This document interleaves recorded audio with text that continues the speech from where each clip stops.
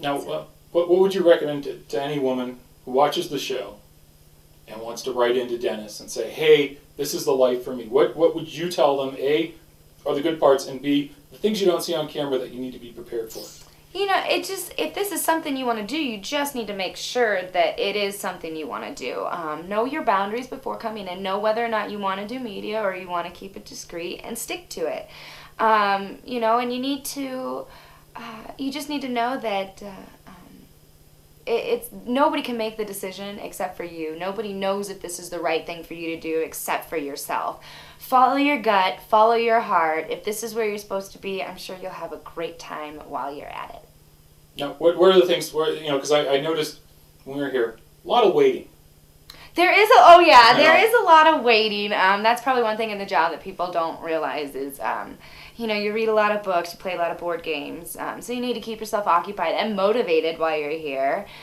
Negotiation is not as easy as you would think it is, so study, read your books, practice. It's very easy to slip into a lackadaisical way of living around here, so you always want to make sure that you remain focused and with your goals in mind, and set goals. A lot of girls don't set goals, and don't let it just be those new Gucci shoes.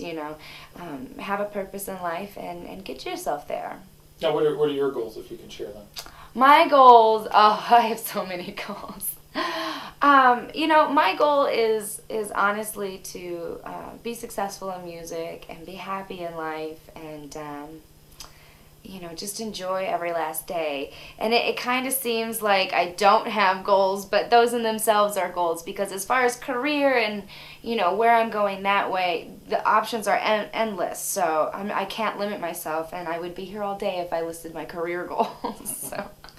I mean, is it odd for you though, because you had a degree in music. Mm-hmm. You seem like, and some other things. You abandoned the straight world. Mm-hmm. I don't mean the squirrel world. Okay, you come here, mm-hmm. and you're achieving what you want, and you're performing. Hey, you're performing the Fillmore. Yeah. Home of all those great classic concerts. Legends, and, yeah. On the House of Blues. Yeah. Just avoid Phil Spector, and you're okay there. It's like, but I mean, is it? Because we were talking about keeping it straight, but how easy is it for you to just go, this is too weird, but I'm enjoying it?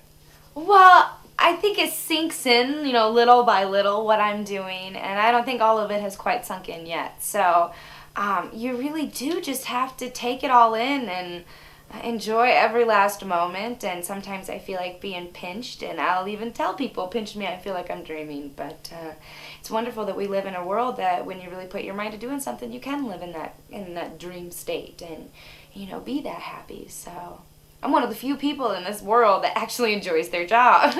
Truly 100%. So I'm very lucky for that. Do you also find it strange, because of I've talked with Dennis about this, but the idea of Cathouse is one of the few reality TV shows, that the home viewer can wander into without worrying about being up by the security men. How do you feel that strange feeling that the guy at home sitting there going, oh, I'd like to be with her, can make the phone call and come be with me? Yeah. How does that make you feel? And especially when you interact with, because you've gone to the reality award shows. Right. And there's no way any of those people are going to take the phone call and come out and pal around with me Right. for the hour. Well, I have noticed a difference in my clientele. It's not very often that someone comes in and hasn't seen me on something, and it's interesting because sometimes they don't. It's hard for someone who watches me on TV to understand that I'm not watching them back. So, sometimes I worry, am I living up to their expectations of who I am, or their idea of who they thought I was? And so, I just do my best to be myself, and, that's what I do when the cameras are here, that's what I do when the cameras aren't here, and so far it's worked well. And I think it's really neat that I can share myself with people in a different way that, actresses and other musicians and, people in society can't. And so I find it to be an honor and a privilege. And, I'll keep screwing my customers because they seem to enjoy it as much as I do. In a weird way, you're not a sex symbol, because there's nothing symbolic about what you do. Well, in the sense you're I shouldn't say symbolic, but the idea is there's an unattainable. I am attainable, but there still are people out there who maybe feel that they don't know our pricing, so they maybe think because I'm on TV I might be too expensive. So and I think that having that allure of the unattainable is kind of what men like, because here's the one place that the woman they never thought in their million years they could have. Here I am, just waiting for you. I'm just sitting on my bed playing with my puppy, waiting for you to come in. Does it also help you in a weird way because they have this sort of image of you as some, it's a TV star, and so when you do turn your attention on them, they melt. You get that sensation or not? Well, men always melted for me. No, it's just. It's to me it doesn't matter whether you've seen me on TV or not.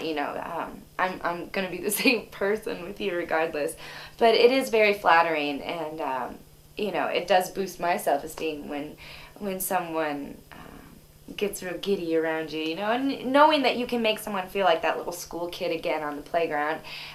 It's a good feeling. It's fun. No, just for a final question.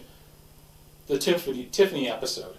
Tiffany. Do people ask you, besides myself who seems to always ask you when we talk, do people ask you, was that woman for real? Yeah, people ask about Tiffany. They ask me if we're sisters, and I'm like, yeah, she's the garbage from my mom, and I'm, because I give blowjobs and she doesn't. But, no, and the funny thing about that episode was I was brand new. I had no idea, and when I saw it, I thought, is this for real?